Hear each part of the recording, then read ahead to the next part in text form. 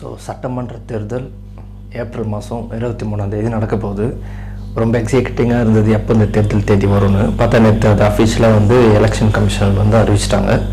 So இதுக்கப்புறம் சிஎம்மோட பதவி நேற்றோடு முடிஞ்சு போச்சு.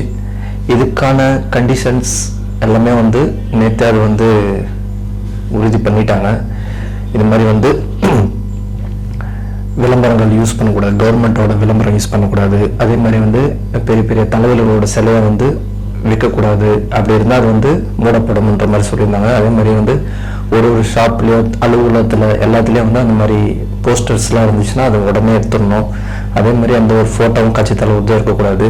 அதே மாதிரி எந்த ஒரு கவர்மெண்ட் ஸ்கீமும் அனௌன்ஸ் பண்ணக்கூடாது.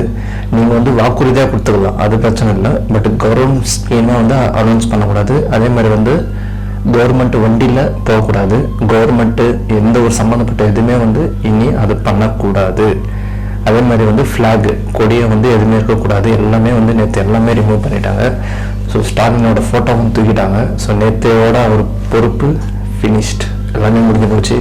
இதுக்கப்புறம் எல்லாரோட கண்ட்ரோலும் பார்த்திங்கன்னா எலெக்ஷன் கமிஷன் அவங்ககிட்ட தான் இருக்குது. இதுக்கப்புறம் எந்த ஒரு பர்மிஷன்னாலும் நம்ம அவங்ககிட்ட தான் வாங்கணும். இந்த பிரச்சாரம் இந்த பொதுக்கூட்டத்துக்கெல்லாம் மட்டும்தான் காவல்துறையிட்ட அனுமதி வாங்கணும்.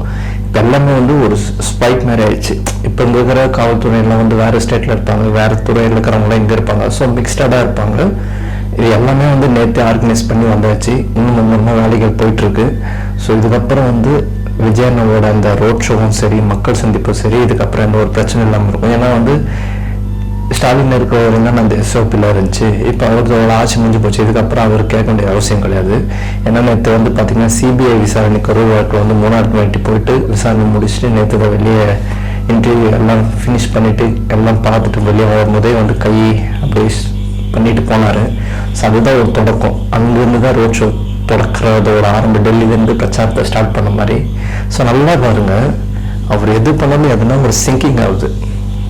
இப்போ இந்த எலெக்ஷன் அறிவிச்சாங்க, அவங்க பார்த்தீங்கன்னா விசாரணை முடிஞ்சு அவர் வெளியே வர்றாரு.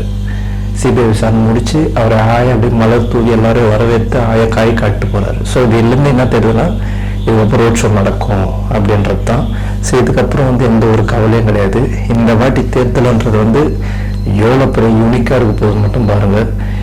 விஜயன்னா சிஎம் ஆகிறாரு, அவ்வளோதான். இந்த என்டிகே கூட்ட போறாரு, அந்த கூட்டணி போறாரு, இந்த என்ன வேணா ஊட்டுங்க, அது ஒரு பிரச்சனையும் கிடையாது. இந்த 23 எலெக்ஷனு மே மாதம் 4ஆம் தேதி ரிசல்ட்டு, அவ்வளோதான்.